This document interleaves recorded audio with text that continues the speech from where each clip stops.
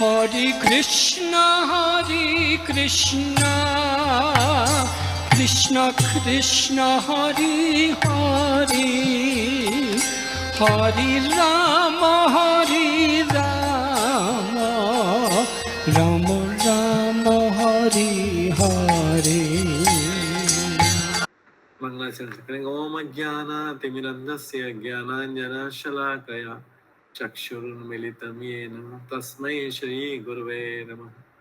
श्रीचैतन्य मनोभीष्टं स्थापितं येन भूतले स्वयं रूप कदा मह्यं ददाति सपदान्तिकं। वन्देऽहं श्रीगुरो श्रीयुतपदकमलं श्रीगुरुं वैष्णवांश्च। श्रीरूपं साग्रजातं सहगण रघुनाथान्वितं तं सजीवं साद्वैतं सावधूतं परिजनसहितं कृष्णचैतन्यदेवं श्रीराधा कृष्णपदं सहगण ललिता श्रीविशाखान्वितं सदा। नमो विष्णुपदाय कृष्णप्रस्थाय भूतले श्रीमते भक्तिवेदांत स्वामिनिति नामिने। नमस्ते सरस्वती देवे गौरवाणी प्रचारिणे निर्विशेषा शून्यवादी पाश्चात्यदेशतारिणे वंशाकल्पतरुभ्यश्च कृपा सिन्धुभ्येव च पतितानां पावनेभ्यो वैष्णवेभ्यो नमो नमः। जय श्री कृष्ण चैतन्य प्रभु नित्यानंद श्री अद्वैत गदाधर शिवासादि श्री गौर भक्त वृंद। हरे कृष्णा कृष्णा कृष्णा हरे हरे, हरे राम राम राम हरे हरे। ओम नमो भगवते वासुदेवाय।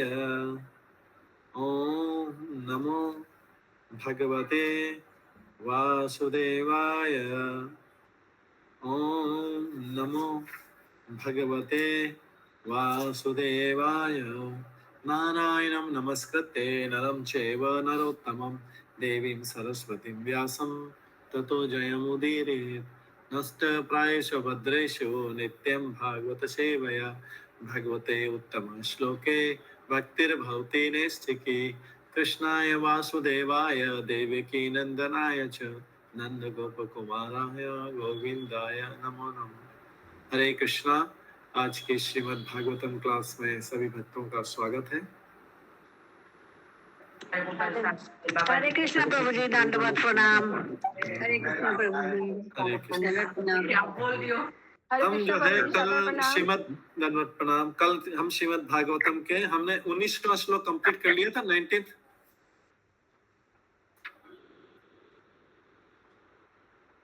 तात्पर्य पूरा नहीं हुआ था। 19th पूरा नहीं हुआ? बाकी है। नहीं प्रभु जी, तात्पर्य बाकी है। अच्छा, उसका तात्पर्य बाकी। ओके, ठीक है। तो 19th में हमने श्रवण किया था कि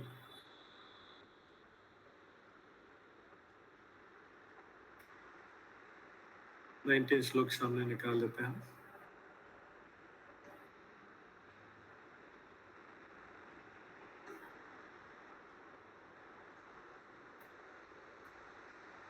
तो इस 19 श्लोक में हमने श्रवण किया था कि जो ही हृदय में अटल प्रेमा भक्ति स्थापित हो जाती है, प्रकृति के रजोगुण तथा तमोगुण के प्रभाव उसमें खत्म हो जाते हैं। रजोगुण तमोगुण के प्रभाव क्या है? काम, इच्छा, लोभ, ये लुप्त हो जाते हैं और भक्त सतोगुण में स्थित होकर परम सुखी हो जाते हैं। भक्ति, अटल भक्ति या निष्ठा वाली भक्ति स्थापित होने से हृदय में रजोगुण तमोगुण लुप्त हो जाते हैं, छुप जाते हैं, उनका पता नहीं लगता है। जैसे लाइट जलाने पे, इलेक्ट्रिसिटी लाइट करने पे अंधेरा पता नहीं कहाँ छुप जाता है, मिलता नहीं ना अंधेरा। उसी प्रकार से भक्ति, निष्ठा भक्ति स्थापित होने पे ये दोनों दिखाई नहीं देते हैं, तमोगुण रजोगुण दिखाई नहीं देते हैं, भाग जाते हैं। और हमने कल ये भी पढ़ा था कि इन सब चीजों से आत्मा दूषित होती है, ये जो अपमिश्रित हो जाती है। आत्मा तो बहुत सक्रिय है, लेकिन जो है सक्रियता खत्म हो जाती है। अगर आत्मा भक्ति से दूर हो गई तो भक्ति सेवा के प्रभाव से रजोगुण तमोगुण खत्म हो जाते हैं। लेकिन अगर कोई व्यक्ति भक्ति से अलग चला गया तो ये उसकी आत्मा दूषित हो जाती है। फिर उसके अंदर काम, इच्छा, लोभ, निष्क्रियता, मूर्खता, निद्रा, ये सब आ जाते हैं। तो ये सब आ रहे हो उसका मतलब अभी हम भक्ति से दूर हैं, निष्ठा वाली भक्ति पे नहीं पहुंचे। फिर हमने ये भी श्रवण किया था कि हमको वासुदेव के पद पर स्थित रहना चाहिए। वासुदेव के पद पर स्थित रहना चाहिए, शुद्ध तत्व के पद पर स्थित रहना चाहिए, क्योंकि वासुदेव के स्थिति में ही वासुदेव पद जो शुद्ध तत्व का सत्व का पद है, इस पे स्थित रहने के कारण ही व्यक्ति कृष्ण को देख सकता है। कृष्ण का दर्शन वासुदेव अवस्था में ही होगा। और हमने ये पूरा हो गया था। वैसे तो भक्त सदैव शुद्ध वासुदेव अवस्था में स्थित रहता था, किसी को हानि नहीं पहुंचाता। लेकिन अभक्त चाहे कितना भी एजुकेटेड हो, अभक्त जो है वो हानि पहुंचा सकता है। हमने सर्प का एग्जाम्पल देखा था कि सर्प जो है, चाहे मणिधर सर्प हो, मणि धारण करने वाला भी सर्प हो, मणि धारण करना मतलब अच्छा सर्प माना जाता है, उच्च कोटि का, लेकिन वो भी अगर वो रहे तो वो भी जो है कभी विष से डस सकता है, मार सकता है। तो इसलिए अभक्त चाहे बाहर से कितने भी अच्छा दिखे, लेकिन वो हमेशा उससे दूर रहना चाहिए, अभक्त से। भक्त में हम ईश्वर के सद्गुण पाए जाते हैं, चाहे सब में अलग अलग हो। कोई बोलेगा प्रभु भक्त लोग भी तो कई बार मिसबिहेवियर करते हैं, तो भक्त में ईश्वर के सद्गुण पाए जाते हैं, लेकिन कम या ज्यादा मात्रा में होते हैं। तो कई बार कम मात्रा में होते हैं तो मिसबिहेव कर सकता है, लेकिन जिसमें ज्यादा मात्रा में होते हैं वो ज्यादा कर सकता है। और भगवान से जो मात्रा है, भगवान की मात्रा से तो कोई तुलना नहीं किया जा सकता है। भगवान में जो गुण है, ये सब हमने कल श्रवण किया था। आज हम 20वें श्लोक से श्रवण करेंगे।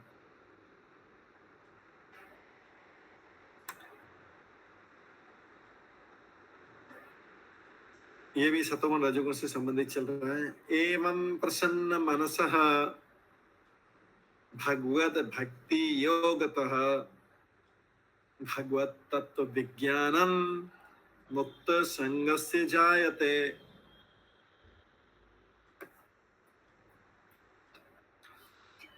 इस प्रकार, किस प्रकार, जो पहले डिस्कस कर चुके हैं, शुद्ध सत्व में स्थित होकर। कौन सी अवस्था है शुद्ध सत्व वाली?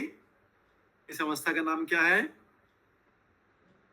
ब्रह्म वासुदेव वासुदेव अवस्था है। शुद्ध सत्व वाली ब्रह्म वाली अवस्था नहीं है, ब्रह्मभूत नहीं है, वासुदेव वाली अवस्था। ठीक है, तो शुद्ध सत्व में स्थित होकर, ऊपर ही हमने पढ़ा पिछले क्रिया, वासुदेव अवस्था। इस प्रकार शुद्ध सत्व में स्थित होकर जिस मनुष्य का मन भगवान की भक्ति के संसर्ग से, भगवान की भक्ति के एसोसिएशन में प्रसन्न हो चुका है, अभी वो उस स्टेज पे आ गया है, उसे समस्त भौतिक संगति से मुक्त होने का सही वैज्ञानिक ज्ञान प्राप्त होता है। मुक्त हो गया तो उसको सही ज्ञान प्राप्त होता है। तो भगवत गीता में कहा गया है, हजारों सामान्य मनुष्यों में से कोई एक ही प्रभावशाली होता है जो जीवन सिद्धि के लिए प्रयत्न करता है। नहीं तो हजारों लाखों लोग, करोड़ों लोग रजोगुण और तमोगुण से रहते हैं। तो 7वें अध्याय के 3 श्लोक में कहा गया है, मनुष्याणाम सहस्रेषु यच्चित् कश्चित् है। भगवत गीता में कहा गया, हजारों सामान्य मनुष्य में से कोई एक भाग्यशाली होता है जो जीवन सिद्धि के लिए प्रयत्न करता है। इस संसार में कुछ लोग ये प्रयत्न करें, कितने लोग होंगे? जैसे कलकत्ता की पॉपुलेशन कितनी है? ऑलमोस्ट 1.5 करोड़। कलकत्ता की पॉपुलेशन 1.5 करोड़। कितने प्रयत्न कर रहे होंगे? कलकत्ता में कितने प्रयत्न कर रहे होंगे? 1% भी नहीं प्रभु जी। 1% भी नहीं होगा। 1% हो जाता है 1.5 करोड़ का, 1% हो जाएगा 1 लाख, 1.5 लाख। क्योंकि 10% हुआ 15 लाख और 1.5 लाख 1% हो। 1% लोग भी नहीं, उतने डिवोटी तो नहीं है, 20, 25, 30 हजार होंगे, 40 हजार होंगे, सब मिला के दूसरे संप्रदाय में 50 हजार होंगे, 60 हजार होंगे, 1 लाख होंगे, अभी 1.5 लाख, 1% भी नहीं, तो हजारों हजारों मनुष्यों में से कोई भाग्यशाली होता है जो इस दिशा में प्रयत्न कर रहा है। हम सब लोग प्रयत्न करने वालों में, हम अभी प्रेम भक्ति के स्टेज पे नहीं पहुंचे, तो जीवन सिद्धि के लिए प्रयत्नशील है, नहीं तो बाकी सब लोग रजोगुण या तमोगुण से प्रतीत होते हैं। और जो लोग रजोगुण तमोगुण में, वो काम, इच्छा, लोभ, अज्ञान, निद्रा में लिप्त रहते हैं। तो ऐसे हजारों सिद्धि प्राप्त करने वालों में कोई एक वास्तु रूप से मनुष्य होता है जो मानव जीवन की जिम्मेदारी को जानता है, और ऐसे हजारों में से कोई एक ही सिद्धि प्राप्त कर सकता है, कृष्ण तत्व को जान सकता है। तो श्री कृष्ण के विज्ञान को किसी तप से, ज्ञान से, यज्ञ से, इस सबसे नहीं जाना सकता। श्री कृष्ण को कैसे जाना जा सकता है? श्री कृष्ण को जानने के लिए भगवद गीता के 18th चैप्टर के 55 नंबर श्लोक में जाइए। भगवान को जानने का तरीका क्या है? भगवद गीता का 18 चैप्टर है, 55 श्लोक है। क्या है प्रारंभ? भक्त्या मामपि जानाति यावत् अस्मि तत्त्व। केवल भक्ति के द्वारा ही मुझे जाना जा सकता है, और कोई तरीका नहीं है। तो संसार में जितने बड़े बड़े अभी पूजाएं हो गई, बड़ी बड़ी पूजाएं हो गई, आगे और भी पूजा आने वाली है, बड़े बड़े, अगर उसमें भक्ति नहीं है तो ये भगवान को जानने की बड़ी, हजारों, लाखों, करोड़ों रुपए पंडाल बनेंगे, ये बनेंगे, सारा समाज, घरों में भी करेंगे, बाहर भी करेंगे, सब करेंगे, बड़े बड़े आडंबर होंगे, लेकिन ये भक्ति को जानने का तरीका नहीं, ये भगवान को जानने का तरीका नहीं। 18th चैप्टर बोलता है, 55वां श्लोक भागवत गीता का, भक्त्या मामपि जानाति, केवल मात्र भक्ति के द्वारा ही मुझे जाना जा सकता है। ये एक पॉइंट हुआ, ठीक है, भक्ति के द्वारा भगवान को जाना जा सकता है। दूसरा चीज है, ये दूसरा चीज भगवान को जानने का तरीका, जब व्यक्ति समझ जाए कि वो आत्मा है, शरीर नहीं है।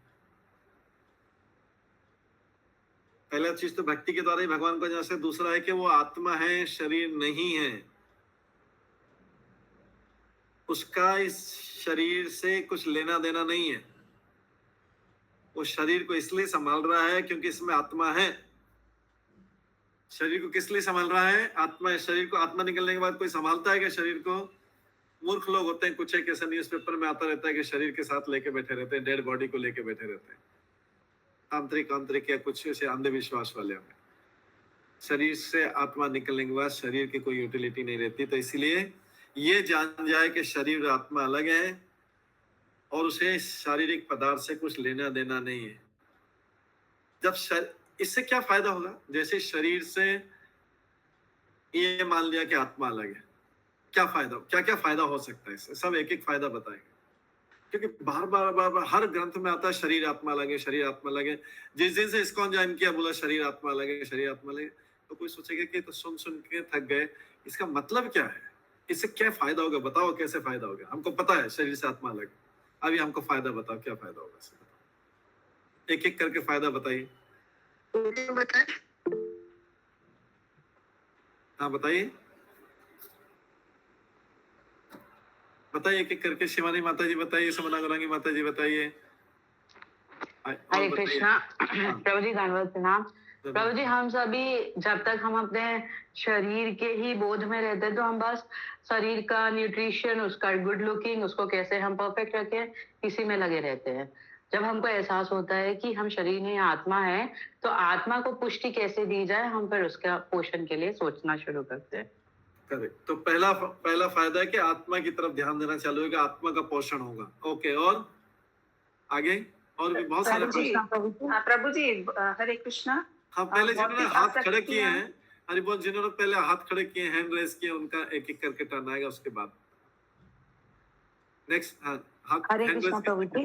हाँ प्रभु जी, अनर्थ निवृत्ति जो हम लोग के अंदर है, उससे हम लोग प्रभावित नहीं होंगे। जैसे पता लग जाएगा कि हम लोग आत्मा है, आत्मा को तो कोई देख भी नहीं सकता है, तो हाँ। क्रोध, कोई अगर सामने वाला क्रोध कर रहा है तो वो सब भी नहीं होगा। सुख दुख से हम लोग ऊपर उठ जाएंगे, वो भी हमको प्रभावित नहीं करेंगे। ओके, दूसरा पॉइंट हो गया, सुख दुख और ये प्रभावित नहीं करेंगे। ठीक है, तीसरा पॉइंट, हाँ रत्ना गुप्ता माता जी बता रही थी। जी प्रभु जी, भौतिक आसक्तियों से बचने की कोशिश करेंगे। भौतिक आसक्तियों से बचने की कोशिश करेंगे। ठीक है, और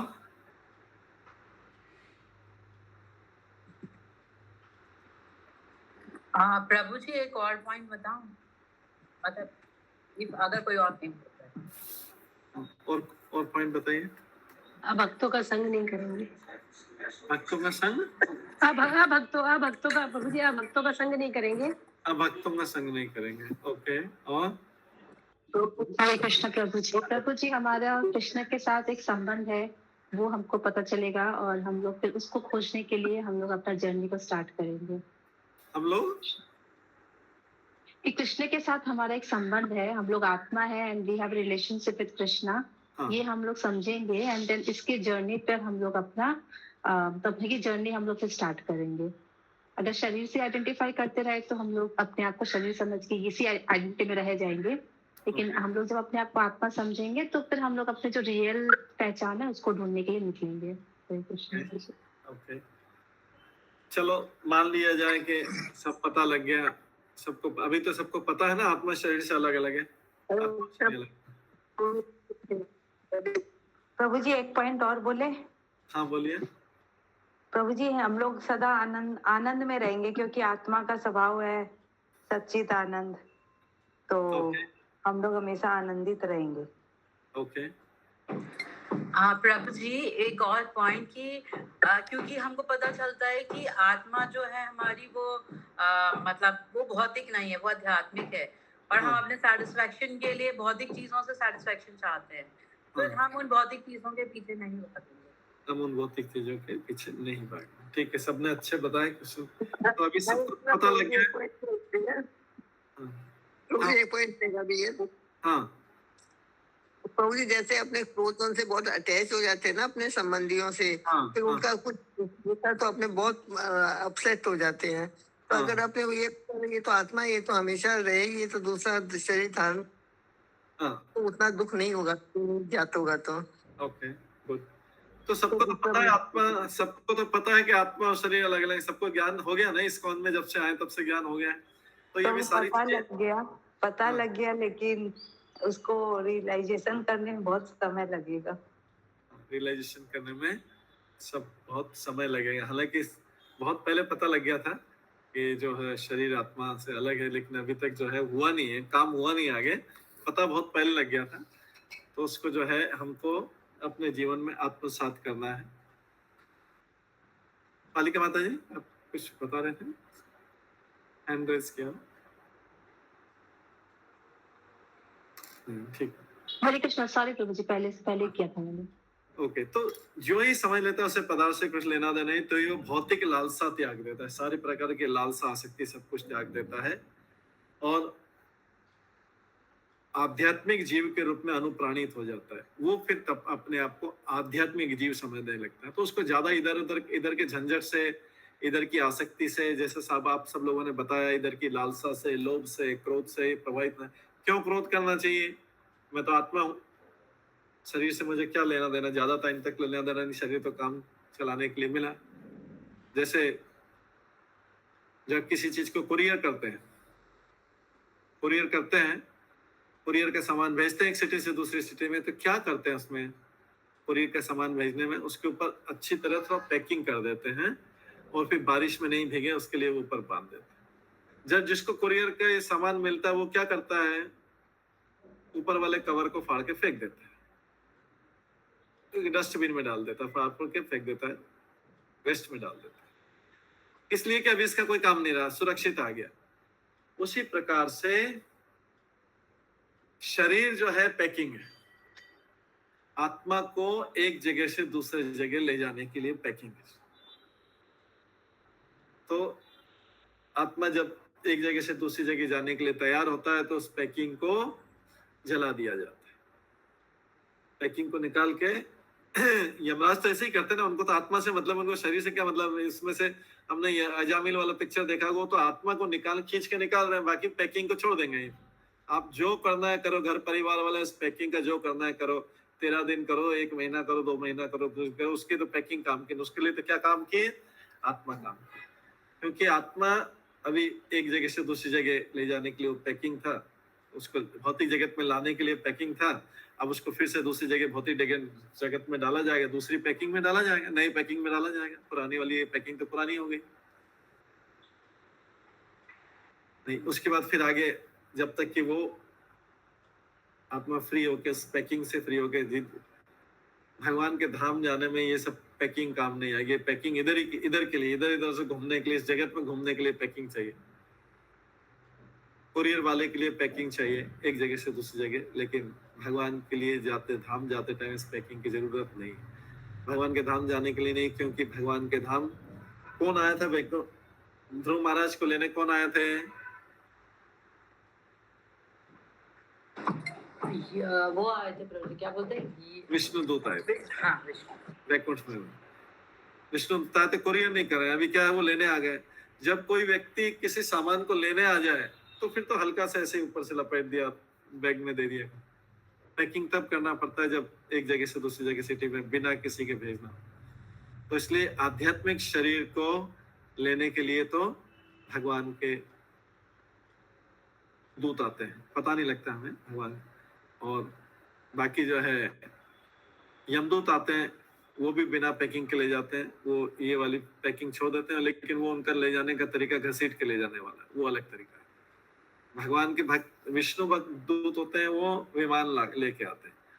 यमदूत तो ऐसे खाली हाथ आते हैं और ऊपर से रस्सी लाते हैं, रस्सी से बांध के घसीट के ले जाते हैं। दोनों को ले जाने का तरीका अलग अलग, लेकिन दोनों केस में पैकिंग को यहीं पे छोड़ दिया जाता है। तो जब ये कोई समझ ले कि शरीर जो पैकिंग के समान है, ऊपर से पैक किया हुआ है, तो वो इससे शरीर से आसक्त नहीं होगा। ये हमारी समझने की बात है, इसी में पूरा जीवन समझने में लग जाता है। जानते हुए भी अभी इसको अपने जीवन में हम अपना नहीं पा रहे हैं। हमारा सारा ध्यान पैकिंग, भूल जाते हैं प्रभु जी, प्रभु जी हम भूल जाते हैं महात्मा। तो सारा ध्यान जो है, लेकिन इस पूरा जीवन भर सारा ध्यान पैकिंग की तरफ ही रहता है। अंदर की चीज को देख ही नहीं पाते। अरे पैकिंग बहुत अच्छी, पैकिंग बहुत अच्छी, ये पैकिंग बहुत अच्छी। क्या पैकिंग है? ये तो ऑनियन जैसा, क्या प्याज, जैसे प्याज के छिलके निकालते जाओ, अंदर कुछ बचता नहीं। तो ये जो है पूरा जीवन पैकिंग देखने में लग जाता है कि किसने अच्छी पैकिंग की, जिसने भेजा क्या है, काम की चीज भेजी या नहीं भेजी, लेकिन ये पैकिंग बहुत अच्छी भेजी। तो इसलिए जो है यहाँ पर जब ये पता लग जाता है तो व्यक्ति आध्यात्मिक जीव के रूप में अनुप्राणित हो जाता है। मतलब तब हम मान लेते कि जो इसके अंदर ये जीव आध्यात्मिक है। जब हम समझ जाए कि हम अनुप्राणित होना मतलब, तब हम समझते हैं कि प्राण जो है इसके अंदर, प्राण तो पहले से थे, लेकिन पहले हम शरीर के अंदर समझते हैं उसमें, लेकिन प्राण जो वायु है ये तो आत्मा के आसपास चार हृदय में तैरता रहता है, सूक्ष्म शरीर में तैरता है। आध्यात्मिक जीव में अनुप्राणित हो जाता है। और ये सफलता तभी मिलती है, ये सब चीजें तब समझ में आती है जब व्यक्ति रजोगुण से तमोगुण, रजोगुण और तमोगुण से ऊपर उठ गया। तो अभी हमें सुन तो लिया है हमने कि आत्मा शरीर से अलग होता है, पहली क्लास में ही सुन लिया था, आज से कई साल पहले सुन लिया था। किसी के लिए 5 साल, किसी के लिए 10 साल, किसी ने 15, किसी ने 20, किसी ने 25, किसी ने 30 साल पहले ही सुन लिया था कि आत्मा शरीर से अलग होता है।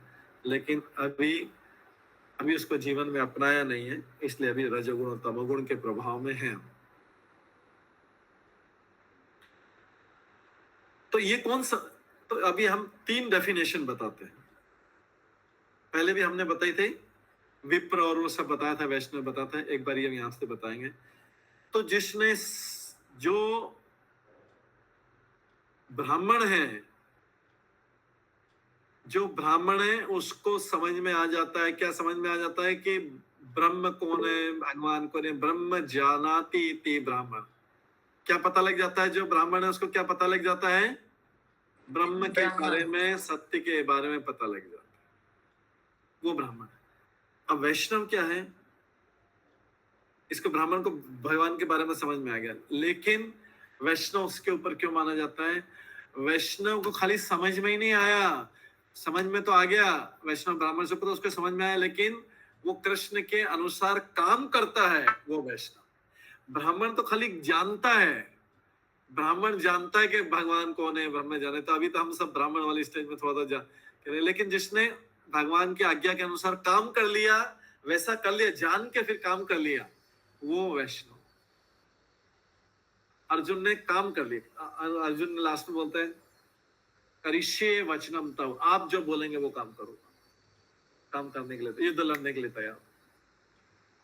तो वैष्णव वो है जो वैसा काम कर दे, भगवान जानते काम करते। ब्राह्मण कहता है कि ब्राह्मण को इसलिए वैष्णव से नीचे माना जाता है, हाँ जानता है सारा ज्ञान, सारे मंत्र, कौन सा मंत्र कहाँ से, मैं भी बोल देता हूँ, ये मंत्र यजुर्वेद, ये वो सारे मंत्र बोल दिए, ये कर दिया, मंत्र बोलते जा रहा, सारे लोग इंप्रेस, क्या कितने सारे मंत्र आते हैं, देखो क्या है, वहीं तक है। उसके बाद पैसे से लिए और चला गया। लेकिन वैष्णव जानता है, वैष्णव बोले कि क्यों पैसे चाहिए, इसके लिए मंत्र बोलने के लिए क्यों पैसे चाहिए, ये तो मेरे को आत्मा के लिए, मेरे को क्यों चाहिए पैसे इस काम के लिए? ठीक है, कोई ऐसे गिफ्ट दे दे वो अलग बात है, लेकिन मैं क्यों ऐसे काम के लिए पैसा क्यों? ये मैं तो आत्मा के लिए काम कर रहा हूँ, मैं तो कर रहा हूँ आत्मा के लिए। वो ज्ञान का उपयोग कर रहा है और ये वास्तव में जो है भक्ति का उपयोग कर रहा है। तो इसलिए यहाँ पे बोला गया है कि जो सतोगुण में नहीं है वो सब अधम रहते हैं। हाँ, संजय चौधरी प्रभु सनातन मुकुंद प्रभु ने हैंड रेज किया है। हरे कृष्ण प्रभु, अभी हमारा कॉन्सेप्ट तो क्लियर है कि आत्मा का जो विषय है ये हमें एटलीस्ट जानकारी है, और हम इससे मतलब भयभीत नहीं रहेंगे जो हमें मरने का ये है, उसके लिए हम एटलीस्ट थोड़ा प्रिपेयर कर सकते हैं। ये हम लोग कर रहे हैं जो तैयारी, तो हमारा वो कॉन्सेप्ट तो क्लियर है। पहले वो कॉन्सेप्ट क्लियर नहीं था, जिसमें हम लोग बोलते थे मरना पड़ेगा, बहुत डर लगता है, क्या करना है, कैसे नहीं करना, वो वाला। आज लेकिन हमें वो क्लियर हो गया माइंड में। नहीं, डर तो अभी भी लगेगा, डर अभी है, मतलब अभी लगेगा, लेकिन अभी जो हम लोग पकड़ लिए हैं भगवान का चरण, गुरुदेव का चरण, वो उसको रिलीज हो गया, मतलब दर्द पेन कम हो गया, वो बोल रहा हूँ। अभी ऐसा हो गया जैसे बिल्ली चूहे को पकड़ के ले जाती है, चूहे को मुंह में दे देते, चूहा बोलता अब तो गया काम से, पूरा उसकी सांस एकदम कि अब तो इसके बिल्ली के हाथ से चूहा को पकड़ ले। लेकिन वही बिल्ली जब एक बच्चे को, अपने बच्चे को मुंह से ऐसे कैसे पकड़ के ले जाती है, दूसरी तरफ ले जाती है, तो बच्चा आराम से रहता है कि क्या मेरी माता ही तो मेरे को पकड़ के ले जा रही, मुंह से, दोनों को मुंह से पकड़ रहा है। लेकिन चूहे को मुंह से पकड़ लिया तो चूहा तड़फने लग जाएगा, अब तो मैं गया, खा जाएगी करता। लेकिन बच्चा, बिल्ली का अपना बच्चा भी वैसे ही तरीके से ले जाती है, अपने तरीके वैसे ही मुंह में ले जाती है जैसे चूहे को, लेकिन बच्चा एकदम कॉन्फिडेंटली जाता है, कोई प्रॉब्लम नहीं, मेरी मम्मी तो ले जा रही है, पकड़ने का तरीका से। ऐसी मृत्यु जब भक्त को ले जाती है, तो भक्त जो सोचता है कि ऊंचे शरीर में जाएगा, अच्छे शरीर में जाएगा, और जो सांसारिक व्यक्ति भौतिक, अरे क्या अच्छा, मेरे पीछे क्या होगा, कैसे कितना छू जाएगा, कैसे कितना हो जाएगा, ये सारे सिरे उसकी चिंताएं रहती।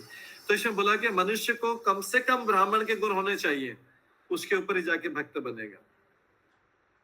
हर भक्त पहले अपने कर्म करने से पहले ब्राह्मण होता था।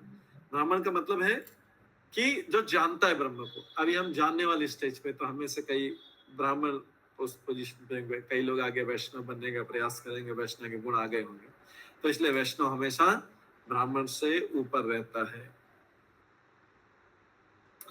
तो इसलिए इस चीज, ये इंपॉर्टेंट चीज है, पॉइंट इसमें से, भौतिक अवस्था में ब्राह्मण भी बद्ध जीव होता है, क्योंकि ब्राह्मण अवस्था में ब्रह्म बोध का तो हो जाता है, ब्रह्म का ज्ञान तो हो गया, लेकिन परमेश्वर के विज्ञान का अभाव रहता है, मतलब उसको प्रैक्टिकली कैसे अप्लाई करना है ये ब्राह्मण को नहीं पता रहता है। मनुष्य ब्राह्मण वाली ब्रह्म वाली अवस्था समझ लीजिए, ब्रह्म ज्ञान वाली। लेकिन जो वैष्णव वाली अवस्था है वो वासुदेव वाली अवस्था है, जो हम पहले पढ़ चुके, उसमें एक्चुअल उसके अनुसार क्रिया किए जाते हैं। वासुदेव वाली अवस्था प्राप्त करनी, वासुदेव अवस्था में करेगा, कृष्ण के अनुसार करेगा। ब्राह्मण अवस्था में कृष्ण के अनुसार सोच रहा है, ब्रह्म के अनुसार सोच रहा है, अभी करा कुछ नहीं। तो वैष्णव करने वाला व्यक्ति होता है, ज्ञान तक सीमित नहीं रहता। तो इस अवस्था में जो है ब्राह्मण अवस्था प्राप्त करने पर भी जब तक भौतिक गुणों से व्यक्ति कर्म नहीं करेगा, भौतिक गुणों से कल्मश से मुक्त नहीं होगा, कोई भी भगवान के विज्ञान को नहीं समझ सकता कि वास्तव में भगवान कौन है। जब वो मुक्ति की अवस्था में पहुंचता है, इनसे सतोगुण अवस्था में या शुद्ध सतोगुण वासुदेव अवस्था में उसको पता लगता है कि वास्तव में भगवान क्या है। पूरी तरह से ज्ञान कब होगा? वासुदेव अवस्था। वासुदेव अवस्था कौन सी? जब व्यक्ति तीनों गुणों से ऊपर रहता है, शुद्ध सत्य अवस्था में रहता है, उसको वासुदेव अवस्था बोला जाता है। ठीक है, इसके अगला श्लोक भिद्यते 21वां श्लोक। 21वें श्लोक में बता रहे हैं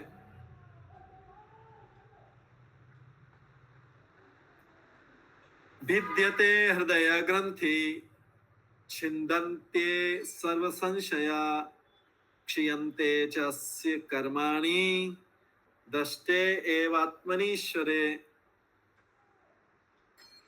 तो जब क्या होता है, जब व्यक्ति वासुदेव अवस्था में पहुंचता है, तो क्या होता है वासुदेव अवस्था में जाने से? वासुदेव अवस्था में जाने से हृदय की गांठ जो है, गांठ किस चीज की रहती है? कर्म बंधनों की गांठ। हृदय में कर्म बंधनों की जो गांठ है वो उसको भिद जाती है, वो कट जाती है और सारे संशय छिन्न भिन्न हो जाते हैं। सारे संशय, सारे डाउट खत्म हो जाते हैं और मनुष्य आत्मा को स्वामी के रूप में देखता है और उसके सकाम कर्मों की श्रृंखला समाप्त हो जाती है। जैसे किसी गाय को या डॉग को, डॉग जो है, डॉग का एग्जांपल लेते हैं, अगर डॉग जो है बंधा रहता है, पट्टे से बंधा रहता है घर में, तो उसके लिए मालिक कौन है? घर का मालिक उसका मालिक। घर के परिवार के सदस्य सब उसके मालिक है। खाना कहां से मिलेगा? उसी घर से मिलेगा। तो उसके लिए वो घर ही सब कुछ है, क्योंकि पट्टा बंधा हुआ है। पट्टा बंधा हो तो घर का स्वामी उसका स्वामी, घर के दूसरे नौकर चाकर भी उसके स्वामी, सबको उसके लिए स्वामी। कोई भी उसको मार देगा फिर अगर वो ज्यादा बार्किंग करेगा, कुछ करेगा।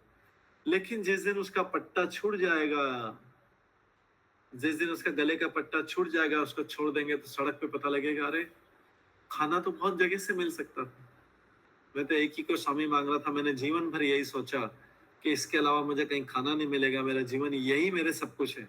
लेकिन जैसे पट्टा खुला, बहुत सारे वो चाहे किसी को भी स्वामी बना सकता है, बहुत सारी उसके पास ऑप्शन है, सड़क पे घूम सकता है, स्वतंत्र हो गया। उसको ज्ञान होगा कि उसको जो भी उसका भौतिक ज्ञान होगा कि यहाँ से भी खाना मिल सकता है, यहाँ से मिल सकता है, ये भी हो सकता है खाना, ये भी हो सकता है सारे। उसी प्रकार से आत्मा में जब कर्म बंधन की गांठ छूटती है, कटती है, तो सारे डाउट क्लियर हो जाते हैं, संशय छिन्न भिन्न, सारे डाउट क्लियर हो जाते हैं, संशय छिन्न भिन्न हो जाते हैं।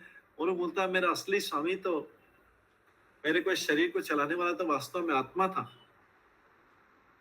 मैं तो सोच रहा था कि मेरे माता पिता पालन कर रहे हैं, मेरे मित्र पालन कर रहे हैं, ये मेरा हस्बैंड पालन कर रहा है, मेरी वाइफ पालन कर रही है, मेरे ये पालन कर रहा है, मेरे पालन कर रहा है, ये मेरा स्वामी, ये मेरा स्वामी। जैसे ही कर्म बंधन की गांठ टूटी, जैसे डॉग के लिए हो गया ना, डॉग के लिए जैसे ही छोड़ दोगे, इतनी सारी जगह उसको खाने के लिए मिल जाएगा। वो सोच रहा था कि अगर मेरे को इस स्वामी बंदा, यही मेरा स्वामी अगर ये नहीं खाने देगा तो मैं तो मर जाऊंगा, इसलिए यहीं पे रहूं। जैसे ही खोला, सड़क पे चला जाएगा, खाने को सफिशिएंट मिल जाएगा।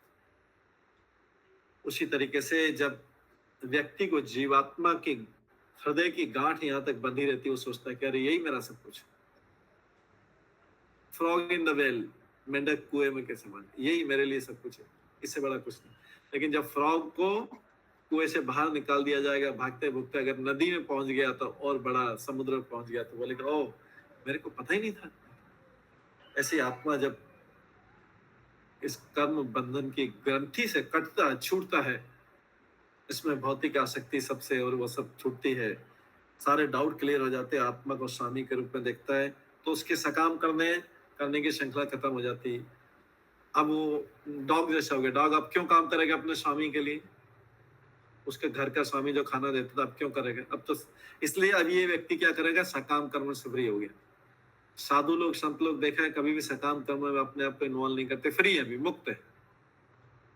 खाने का अरेंजमेंट सब भक्त लोग करते हैं, गाड़ी का अरेंजमेंट सब भक्त लोग करते हैं, उनको रिसीव करने जाते हैं, फ्लाइट का अरेंजमेंट या ट्रेन का अरेंजमेंट सब भक्त लोग करते हैं, वो फ्री, वो कर्म बंधनों की श्रृंखला से फ्री होगी। तो इसलिए ये अंधेरे के समान है, जो कर्म बंधन है अंधेरे के समान। जब हम अंधकार में रहते हैं तो हमें अलग अलग कल्पनाएं करते हैं, लेकिन जैसे कृष्ण सूर्य सम माया अंधकार, और जहां पे कृष्ण पहुंच गए माया ना अधिकार, माया का अधिकार नहीं है, माया का अधिकार खत्म हो जाता है। जैसे लाइट हुआ अंधेरा आ जाता है, अभी हम अंधेरे में रह रहे हैं, डार्कनेस में रह रहे हैं, इग्नोरेंस में, तमोगुण में और रजोगुण में रह रहे हैं। तो उसके कारण क्या है कि डर भी लगता है, भय, शोक, मोह, तीनों चीज लगता है। ज्ञान का प्रकाश हो जाए कि कोई चिंता की बात नहीं है, कृष्ण जहां पे पहुंच गए, कृष्ण जिसके जीवन में आ गए, हृदय में आ गए, उसके लिए अंधकार सब भय, मोह, शोक, मोह सब खत्म, अंधकार खत्म हो जाए। इसलिए 10वें भागवत गीता के 10वें अध्याय का 11वां श्लोक क्या है? 10वें अध्याय का 11वां श्लोक क्या है बताइए? तत्ते अनुकंपा। हाँ, तत्ते नहीं, यही बोला तेसा अनुकंपा सर। नहीं, वो तो 10वां है, वो तो 10वां है। प्रभु जी ज्ञान दीपेन कुछ है यार। हाँ, ज्ञान दीपेन भाष्यत, क्या इसका स्टार्टिंग क्या है? हरे कृष्णा प्रभु जी, तेसा मेवानुकंपार्थ। हाँ, तेषा मेवानुकंपार्थ महं ज्ञानं जं नशा मया तमोभावस्तु ज्ञानदीपेन भासते। ज्ञान दीपेन, जब ज्ञान का दीपक जल जाएगा तो अंधकार तुरंत भाग जाता है।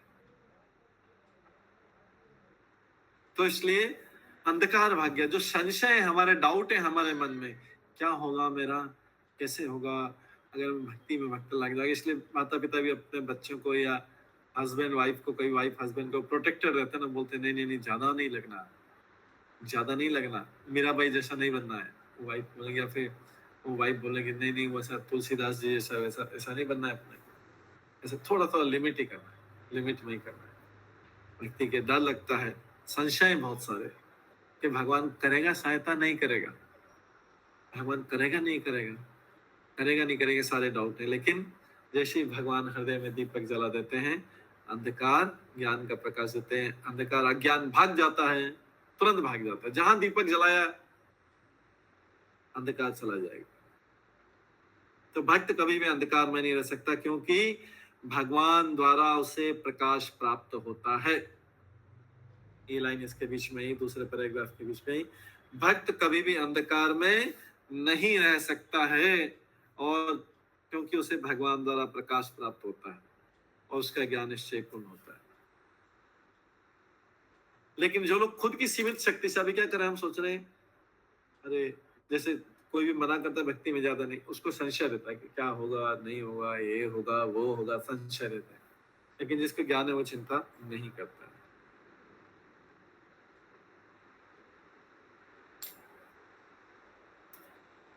इसके बाद आगे आता है,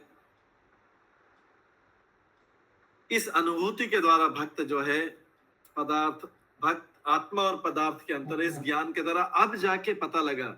अभी तो हमको सबको पता है आत्मा आत्मा शरीर आत्मा शरीर, लेकिन वास्तव में अनुभव कब हुआ? जब ये गांठ खुल गई। और इस गांठ को क्या बोलते हैं? गांठ किस चीज की बनी रहती है? ये कर्म बंधन हमारे करने की, आत्मा पदार्थ का कर्म बंधन है। लेकिन ये किस कारण है वास्तव में? इसके पीछे क्या कारण? अटैचमेंट प्रभु जी। और हमारे पाप कर्म जितने हमने पाप किए हैं उसके वजह से प्रभु जी। और पास्ट एक्सप्रेशन, हमारे प्रारब्ध के जितने कर्म बन गए, इसके पीछे भी प्रभु जी अहंकार अहंकार, यस, अहंकार जो मिथ्या अहंकार है कि मैं शरीर हूँ। फिर वापस इसी पे आ गया, इसलिए मैं सबसे पूछा था, इसलिए पूछा था कि सबने बताया था कि शरीर, अगर हम शरीर नहीं माने तो क्या क्या हो सकता है। अहंकार जो मिथ्या अहंकार है, वापिस आ गया घूम फिर के, कहां पे, किस बात पे आ गया, किस लिए ये सारा कर्म की अंटी, क्योंकि हम अपने आप को शरीर मान रहे हैं, सारा काम शरीर के लेवल पे कर रहे हैं। उस अहंकार जो है ये ग्रंथि अहंकार, गुड, तो ये ग्रंथि अहंकार कहलाती है, जिससे जीव झूठे ही अपने को भौतिक पदार्थ मानता है, अपने को शरीर मानता है, और फिर यहाँ से संबंधित सारी चीजों को सच्चा मान लेता है, झूठे को सच्चा मान लेता है। इस मिथ्या अहंकार के कारण झूठे को सच्चा मान लेता है, सच्चे को झूठा मान लेता है, शरीर को परमानेंट मान लेता है, और आत्मा और भगवान को टेम्परेरी मान लेता है। तो जैसे ही ज्ञान हो गया, ये ग्रंथि गांठ खुल जाएगी, मिथ्या अहंकार खत्म हो जाएगा।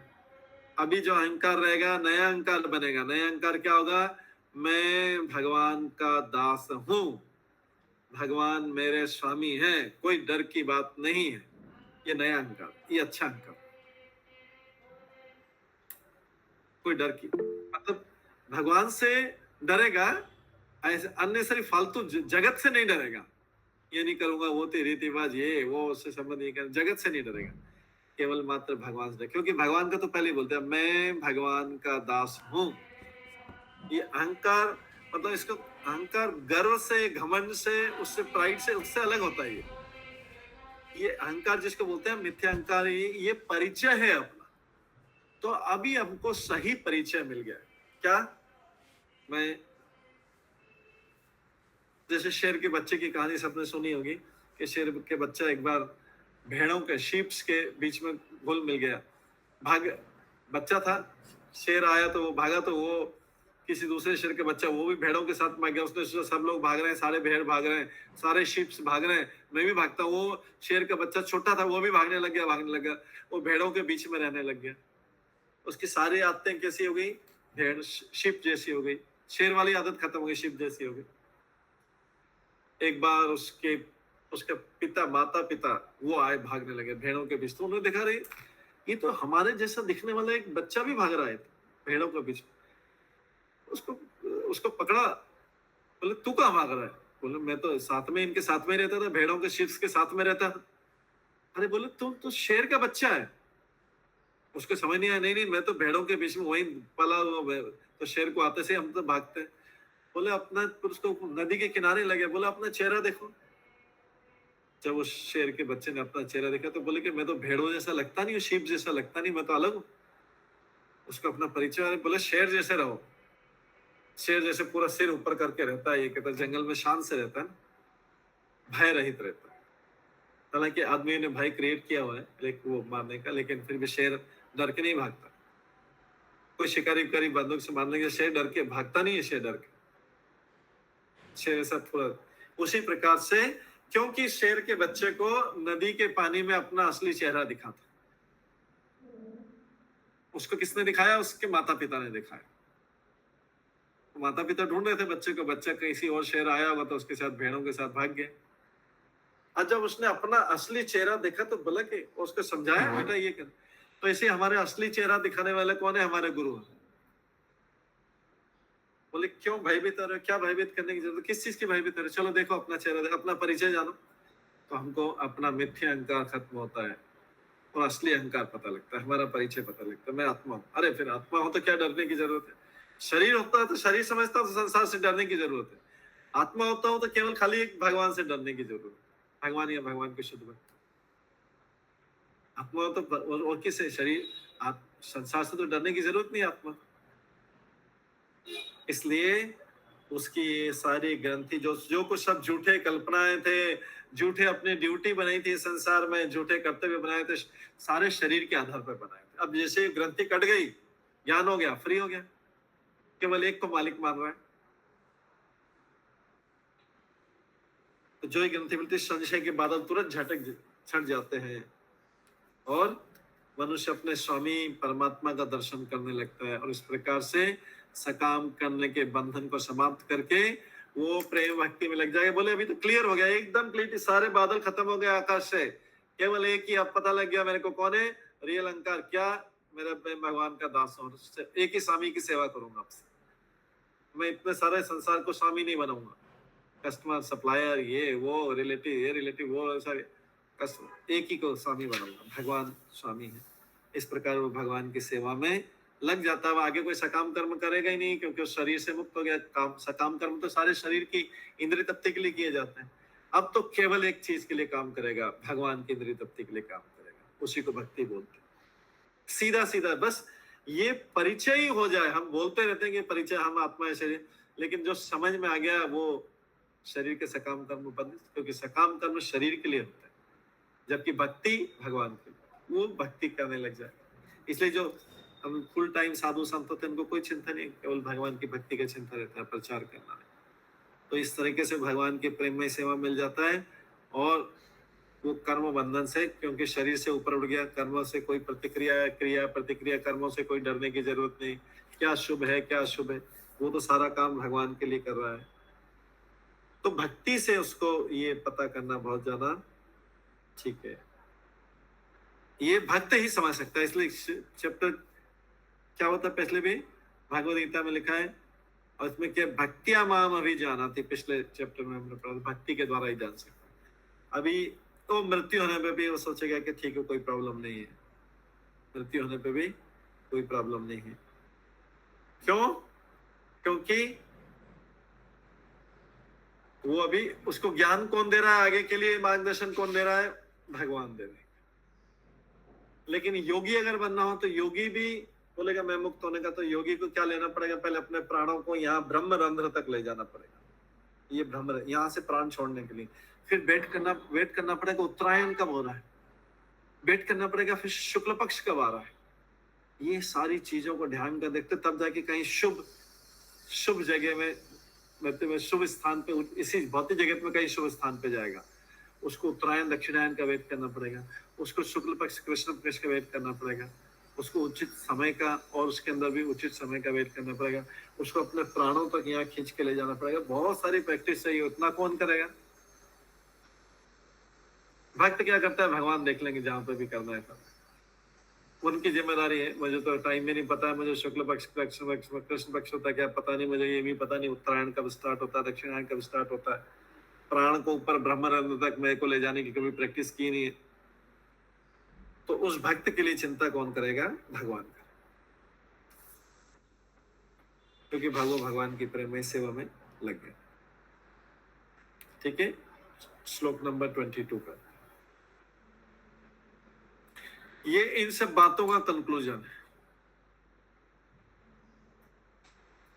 जो अभी हम अभी तक कर रहे हैं, बातें सारी ये कर रहे हैं, वो इसका कंक्लूजन है। अब क्योंकि कर्म बंधन से मुक्त हो गया है, भगवान की सेवा में लग गया है, जो 21 श्लोक के अंत में भगवान की सेवा में लग गया है, तो उसके कर्मों के नियम, कर्मों की कोई प्रतिक्रिया नहीं होगी। लास्ट में इसके परपट पे कर्मों की कोई प्रतिक्रिया क्यों नहीं होगी, उसके रिएक्शन क्यों नहीं होगी, क्योंकि सारा काम वो भगवान के लिए कर रहा है, अकर्म। हाँ, अकर्म हो गया, सारा काम भगवान के लिए कर रहा है। तो जैसे कोई व्यक्ति जेल से छूट जाए, जेल में रहेगा तो किसके नियम पालन करना पड़ेगा, जेल के नियम है। आपको कच्ची पक्की रोटी मिलेगी, सुबह मिलेगी, दोपहर मिलेगी, कोई स्नैक्स नहीं, कुछ भी नहीं करे, और पानी है तो जाके नल से जाके सीधे पी लो। कच्ची पक्की रोटी मिलेगी और ये मिलेगा, जैसा मिलेगा उसका चुपचाप खा लेना, और 3 टाइम ऐसा मिलेगा। तो जेल के नियम पालन करने पड़ेंगे, जेल की ड्रेस में रहना पड़ेगा। जेल के नियम कब तक पालन करने पड़ेंगे, जब तक कि जेल से छूट नहीं जाता है। जेल से छूट गया तो अभी जेल के नियम पालन नहीं होंगे, जेल के बाहर के नियम पालन होंगे। इसी प्रकार से जीव जब है कर्म बंधनों की श्रृंखला से छूट जाता है तो कर्मों की कोई प्रतिक्रिया नहीं होती, उसका परवाह भी नहीं करता है कि क्या कर्म है क्या नहीं है, वो तो केवल भगवान के लिए कर्म कर रहा है, उसको कर्मों के नियम से मतलब नहीं, अभी सीखने की जरूरत नहीं। कि कर्मों के क्या नियम है, कौन सा कर्म शुभ रहता है, कौन सा कर्म अशुभ रहता है, कौन सा पुण्य रहता है, कौन सा पाप रहता है, इसको जरूरत नहीं सारा। वो तो केवल एक ही लिए काम करेगा, भगवान के लिए काम करेगा। इसके बाद 22वें श्लोक पे आते हैं। 22वें श्लोक में जो है श्लोक नंबर 22,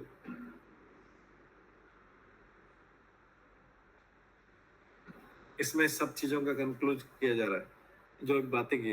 अतः वे कव्यः नित्यं भक्तिं परमया मुदा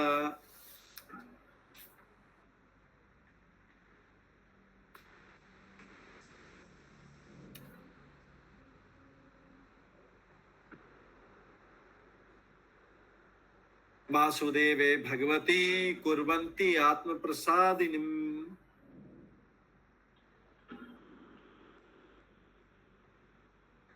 यहाँ पर विशेष रूप से भगवान श्री कृष्ण की भक्ति की विशेषता बताई। भक्ति में क्या क्या चीज बताइए? पहले तो ऊपर इसका मीनिंग है कि निश्चय सारे आध्यात्मवादी अनंत काल से अत्यंत प्रसन्नता पूर्वक भगवान की भक्ति करते आ रहे हैं, क्योंकि ऐसी भक्ति आत्मा को प्रमोदित करने वाली। तो कोई पूछेगा कि प्रभु ये आपने कभी ट्राई किया क्या, ऐसी भक्ति करके हम सबको छोड़ के भक्ति कर लेंगे, तो आपने ट्राई किया क्या? तो हमारा क्या उत्तर रहेगा? भाई ये तो पूरा आप देखो ना, भागवतम का इतिहास देखो, 12 महाजन देखो, दूसरे देखो, सबने तो किया। 12 महाजन कौन है जिनको हम मानते हैं कि इन्होंने तो किया है सारा के सारा, वही बता रहे हैं, सारे धर्म की शिक्षा दे रहे हैं। 12 महाजन कौन है? भीष्म, सुखदेव गोस्वामी, यमराज, यमराज, यमराज, प्रहलाद महाराज, चार कुमार, बलि महाराज, शंकर जी, हाँ शिव जी। ओके, रूबी माता जी आपने हैंड रेज किया। जनक महाराज, विश्वदेव, बता दिया। भीष्म पितामह, जनक महाराज, जनक महाराज,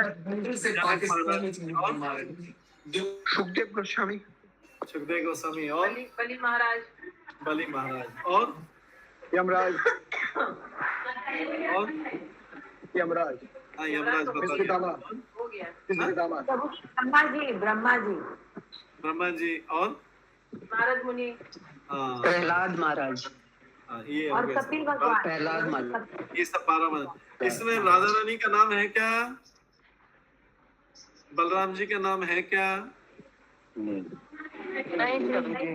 तो नहीं है प्रभु जी, क्यों नहीं है। नहीं? तो वो नहीं प्रभु जी, 12 महाजन में नहीं है क्या? नहीं, क्योंकि वो लोग नहीं, बलराम जी तो भगवान की एक्सटेंशन है। हाँ, हाँ सुमनंगन माता जी बोलने आ रही है। प्रभु जी बलराम जी तो कृष्ण और बलराम में कोई अंतर नहीं है, राधा रानी भगवान की शक्ति है। हाँ तो 12 महाजन में इनमें से कोई नहीं आ रहा है। इनका रस अलग अलग है प्रभु जी। राधा रानी का रस एक्चुअली राधा रानी बलराम कृष्ण भौतिक जगत के संपर्क में नहीं आए। भौतिक जगत का काम ऊपर से बिना टच किए हुए करते हैं सारा। जैसे बोला ना कृष्ण के बारे में भगवत गीता में बोलता है कृष्ण सारे भौतिक जगत को चला रहे हैं लेकिन अपने आप को टच नहीं करते। ये जो 12 महाजन है ये किसी न किसी तरीके से इन्होंने इसमें भौतिक जगत में संघर्ष किया है, तो इनको भौतिक जगत की सारी परिस्थिति पता है। तो इनका ज्ञान भौतिक जगत के मतलब, क्योंकि भौतिक जगत में जैसे जिसने कोयले में हाथ काले किए हैं उसको पता रहता है कि एक कोयले में खदान में जाके हाथ काले होते हैं। तो ये इन्होंने संघर्ष किया है, ऐसे हाथ काले किए। मतलब इधर जैसे नारद मुनि दासी के पुत्र थे, ब्रह्मा जी ने भी कोई भक्त गया होगा, उसने 100 बार वर्णाश्रम धर्म का पालन किया होगा। ऐसे शिव जी भी होंगे अगर शिव जी भगवान के। तो ये सब क्या है कि इनको भौतिक जगत में इन्होंने टच किया हुआ है, भौतिक जगत का स्पर्श किया हुआ है। यहाँ पे अनुभव है यहाँ के जीव कैसे रहते हैं। भगवान भौतिक जगत के ऊपर से करते हैं, ऊपर से उसमें हाथ नहीं डालते, लेकिन इन लोगों ने हाथ डाले हुए हैं सब ने। यमराज तो रोज ही हाथ डालते रहते हैं। यमराज तो रोज ही जो है जीव को पकड़ पकड़ के ले जाते हैं करते। इनको किसी न किसी तरीके से भौतिक जगत से इनका एक्सपीरियंस है, या इनके पास ऐसे लोग मिलने जुलने आते। शिव जी के पास चलो शिव जी ने हाथ नहीं डाला, लेकिन शिव जी ने कईयों को शाप वरदान भी तो दिया, उन्होंने हाथ डाले हाथ काले किए, शिव जी ने भी अनुभव किया हुआ है। वक्रासुर का अनुभव है, रावण का अनुभव है, शिव जी को भी बहुत अनुभव, ब्रह्मा जी को भी अनुभव है। इनको सब भौतिक जगत के इशारे किए हुए। ऊपर के लेवल के लोग गलती नहीं करते, ब्रह्म बलराम जी कृष्ण ये सब गलती नहीं करते, वो उसमें हाथ नहीं डाले हुए। जबकि इधर गलती शिव जी की भी गलती हो चुकी है, रावण से, रावण को श्राप वो वरदान दे दिया था, ब्रह्मा जी ने हिरण्यकश्यप को वरदान दे दिया था। ये सब भगवान की माया के अधीन है, इसलिए इनको अनुभव है, इसलिए इनके थ्रू शिक्षा दी जाएगी तो ज्यादा अच्छा रहेगा।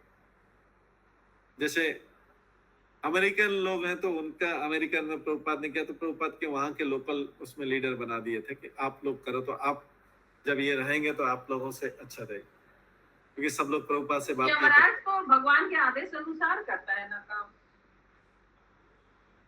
हाँ, भगवान के आदेश के अनुसार करते हैं, तो भी फिर इस भौतिक जगत का ही काम करते हैं। सब लोग तो भगवान के आदेश से कर रहे हैं, लेकिन गलती भी करते हैं ना। ब्रह्मा जी ने भी गलती की थी ना,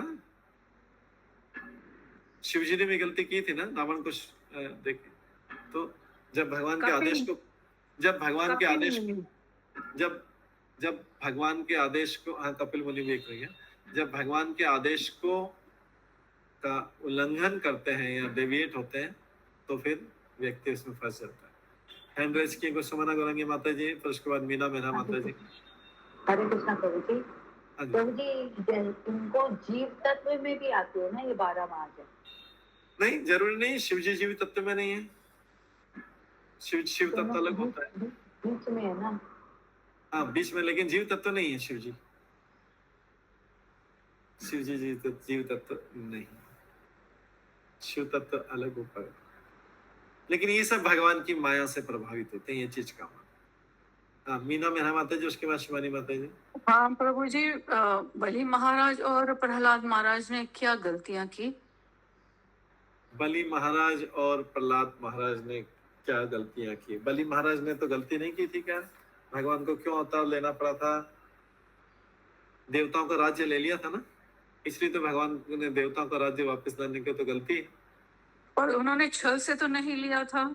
उससे फर्क नहीं पड़ता, युद्ध से भी लिया हो तो। देवताओं का स्वर्ग तो देवताओं के लिए बनाया, असुरों के लिए नहीं बनाया। और देवता लोग तो अपने आप को उस स्वर्ग लोक के अप्सराओं में और वो जो अमृत होता है उसमें मग्न हो गए, भगवान को भूल गए थे। हाँ तो फिर भी भगवान ने वापस उनको दिलवाया ना। थोड़े भगवान मतलब पार्शल हो गए। बलि महाराज की तो गलती नहीं है। नहीं, बलि महाराज क्या है कि वो असुरों के राजा है, असुरों के साथ क्यों रहना अगर कोई गलती नहीं तो? आप तो असुरों को सपोर्ट कर रहे हैं, असुरों के राजा है ना बलि महाराज। भगवान इज बोर्न इन दैट कुल ना प्रभु जी। हाँ तो छोड़ सकते हैं ना, असुरों की आदत तो छोड़ सकते हैं ना। बॉर्न अगर कोई चांडाल कुल में पैदा हुआ तो उसका मतलब ये नहीं कि चांडाल जैसा बिहेव करेगा, अच्छा भी बन सकता है ना। बट इन द एंड बलि महाराज तो gave his everything, मतलब even his head he gave। वो तो भगवान की कृपा हुई उनके ऊपर, भगवान गए मांगने गए, कृपा हुई तब जाके सारा दिया, उससे पहले हाँ बट प्रहलाद महाराज जो है वो असुर कुल में पैदा हुए थे, माता के गर्भ में ही उन्होंने ज्ञान ले लिया था, कुल को छोड़ दिया। कुल के गुण छोड़ दिया ना उन्होंने, अच्छा किया। नहीं देख बात चल रही थी कि इन्होंने गलतियां की, मतलब क्या कहते हैं, ब्रह्मा जी ने गलती की, शिव जी ने गलती की। मैं मानती हूँ इवन अपने भीष्म पितामह ने गलती की ऑपोजिट वालों का साइड लेके। पर प्रहलाद महाराज ने कौन सी गलती की, या यमराज ने क्या गलती की? प्रहलाद महाराज असुर कुल में क्यों पैदा हुए थे, क्यों जन्म हुआ था उनका? महाराज क्यों असुर कुल में क्यों हुआ? I have no story Prabhu ji, you have to tell me, that's why I'm asking। असुर कुल में इसलिए पैदा हुआ था कि उनके पूर्व जन्मों के कर्मों के कारण। जैसे यहाँ पे भी कोई चांडाल कुल में क्यों पैदा होता है? हमने तो भागवत गीता में पढ़ा कि कोई व्यक्ति अगर अच्छे कार्य करता है तो वो वैष्णव के या अच्छे उसमें जन्म लेता है। तो किसी के भी दूसरे कार्यों के कारण, नारद मुनि ने दासी पुत्र के लिए, नारद मुनि भी है इसमें 12 महाजनों में, नारद मुनि ने दासी पुत्र के रूप में क्यों जन्म लिया था? कुछ पहले जन्म में कुछ अपराध हुआ था जो मेरे को याद नहीं है। सबका ऐसा ही है। प्रहलाद महाराज का भी ऐसा ही। प्रहलाद महाराज का डिटेल पता नहीं, बट ये सबका असुर कुल में जन्म लेना अच्छा नहीं माना जाता। लेकिन उन्होंने माता के गर्भ में भागवतम सुन लिया तो शुद्ध होके ही आए थे, इसलिए प्रहलाद महाराज में सारे अच्छे गुण दिखते हैं बाहर आके, इसलिए दिखते हैं कि उन्होंने श्रीमद् भागवतम से अपने आप को शुद्ध कर दिया। लेकिन कोई भी असुर कुल में, चांडाल कुल में, कोई भी पशु कुल में हुआ है, इसका मतलब है कि किससे हुआ है, ये तो हमको कर्मों का सिद्धांत पता है, कुछ कर्म आप किया हुआ है। ओके प्रभु जी। अभी दिखाई नहीं दे रहा तो हम ये नहीं बोल सकते कि इसने क्या किया। अरे कोई आदमी सफर कर रहा है, हम अरे इसने तो कभी मैंने कुछ किया, हमने तो एक ही जन्म देखा है ना, ये कुछ 20-30 साल देखे, चल ऐसे हमने प्रहलाद महाराज का, लेकिन क्यों हुआ असुर कुल में जन्म, ये भी हमें देखना पड़ेगा। भक्त में क्यों नहीं हुआ, भागवत गीता तो बोलती है भक्त कुल में जन्म होना चाहिए, अच्छे व्यक्तियों का। 2 श्लोक हैं। ओके प्रभु जी, थैंक यू। ओके, तो ये ध्यान रखना कि असुर कुल में क्यों जन्म। ठीक है, तो यहाँ पे जो है हम ये 12 महाजनों का डिस्कस कर रहे थे। 12 महाजन जो हैं, इसलिए उनको संसार का ज्यादा एक्सपीरियंस है। एक्सपीरियंस मतलब वो उन्होंने अपने हाथ इसमें डुबोए हुए हैं, इसलिए उनको महाजन होता है कि आप शिक्षा अच्छी तरह दे सकते हैं जो इस फील्ड में है। भगवान और भगवान की शक्ति सब अपने आप को ऊपर रखते हैं, भौतिक जगत में अपने हाथ नहीं डालते हैं, ऊपर से अपनी सारी चीजें मैनेज करते हैं, हालांकि उनको सब कुछ पता है। इसलिए जो है यहाँ पर ये लोग जो होते हैं, लेकिन कोई जीवात्मा अगर निकल के भगवान के पास जाना चाहे तो भगवान से घनिष्ठ संबंध स्थापित इन महाजनों के ज्ञान के द्वारा। भगवान क्या करते हैं, जीवात्मा भगवान से, इसमें बताए हैं सारे आध्यात्मवादी अनंत काल से भगवान की भक्ति करते आए हैं। तो हमको क्वेश्चन यहां से होना था कि सारे हुआ है तो हमको क्या प्रूफ है, कौन है, तो ये महाजन हमको शिक्षा दे रहे हैं कि सारे आनंद से भक्ति करते आए जो भी पहले आए, इसलिए आप भी भक्ति करो। और यहाँ पे अनंत काल से भगवान कृष्ण की भक्ति करते हैं। भगवान कृष्ण के तात्पर्य में बताए, भगवान कृष्ण कौन है, स्वयं रूप भगवान है। भगवान कृष्ण कौन है, स्वयं रूप भगवान है। और उनका पहला विस्तार ये आगे के उसमें भी आएगा, बलदेव जी हैं, फिर उसके बाद संकर्षण, वासुदेव, अनिरुद्ध, प्रद्युम्न और नारायण जैसे अन्य समस्त रूप से। फिर भगवान के बाकी सब भगवान के अवतार हैं। कितने कैटेगरी में अवतार होते हैं, अवतार कितनी कैटेगरी में होते हैं,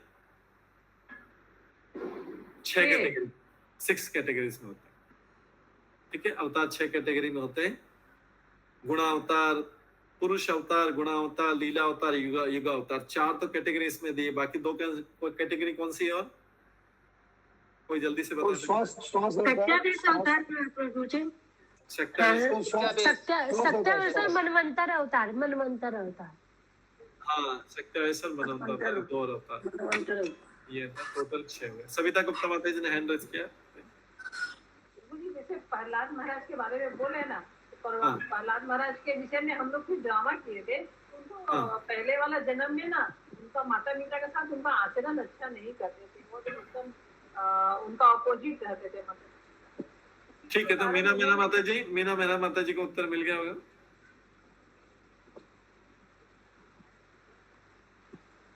ठीक है, जो भी पूर्व कर्मों के कारण ये सारा रहता है असुर कुल में जन्म। ठीक है, तो जीवात्माएं भगवान से पृथक होते, जीवात्माएं भिन्नांश है। और जो ये भगवान के अवतार है, ये किस में आते हैं, स्वांश में आते हैं। भगवान के अवतार स्वांश में आते हैं और जीव भिन्नांश में आते हैं।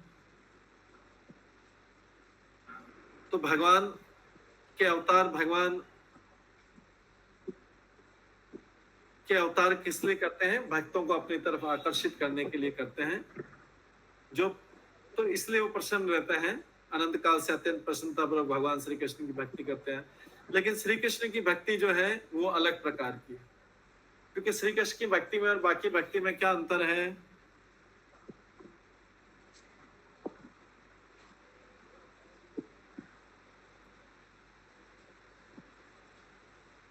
श्री कृष्ण की भक्ति में व्यक्ति सारे रसों का आस्वादन कर सकता है, शांत रस, दास्य रस, साख्य रस, वात्सल्य रस और माधुर्य रस। नरसिंह भगवान के साथ कोई माधुर्य रस का आदान प्रदान कर सकता है क्या, नरसिंह भगवान के साथ नहीं कर सकता। शुक्र अवतार में, भगवान के वरा अवतार में कोई कर सकता है क्या साख्य रस का आदान प्रदान या माधुर्य रस का आदान प्रदान? नहीं कर सकता, नहीं कर सकता। ठीक है, कुर्म अवतार के साथ में कोई कर सकता है क्या वात्सल्य रस का आदान प्रदान कुर्म अवतार के साथ में?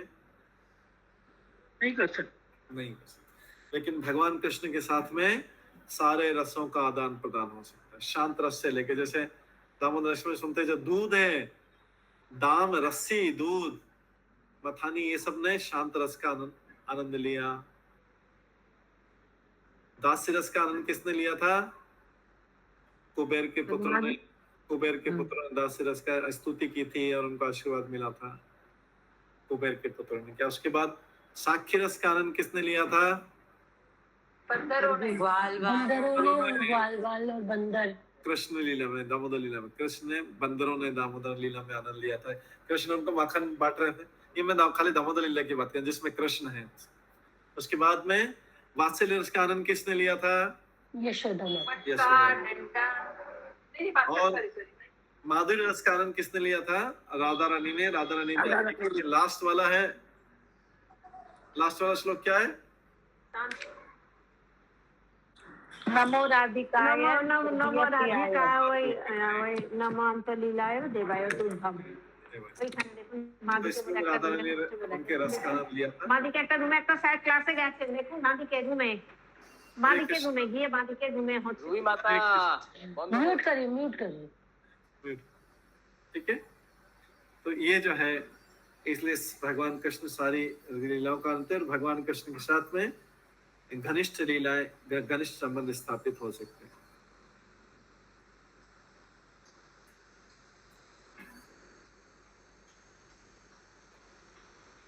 तो ये जो सारी हैं भगवान कृष्ण की लीलाएं, लेकिन ये भगवान कृष्ण की लीलाएं हमको कब? ब्रह्मा जी के एक दिन में एक बार ही देखने को मिलती है। भगवान कृष्ण की जो वृंदावन लीला है, माधुर्य लीला, और ये ब्रह्मा जी के एक दिन में एक बार देखने को मिलती है। जैसे सूर्य उदय 24 घंटे में एक ही बार होता है। सूर्योदय जो है 24 घंटे में एक ही बार, बाकी बार उदय रहता है, लेकिन उदय होता हुआ कब दिखता है? 24 घंटे में एक बार दिखता हमारे देश में, फिर किसी दूसरे देश में दिखेगा, तीसरे देश में। उसी प्रकार से भगवान भी 24 घंटे मतलब ब्रह्मा जी के एक दिन में एक ही बार उदित होते हैं और लीलाएं करते हैं, चले जाते हैं। तो जो लोग भगवान की अत्यंत प्रसन्नतापूर्वक भगवान कृष्ण की भक्ति करते आए हैं, उनको अनुभव है कि ऐसी भक्ति आत्मा को आनंद देने वाली है। इसके साथ में ये टॉपिक जो है, इस टॉपिक जो अभी चल रहा था कई 4-5 श्लोक से, ये शुद्ध तत्व, वासुदेव तत्व स्थित और ये सारी चीजें जो है, इसका यहाँ पे अंत होता है। 23वां श्लोक है जो थोड़ा अलग विषय होगा, वो कल की क्लास में करेंगे। आज की क्लास में यहीं पे विराम देते हैं।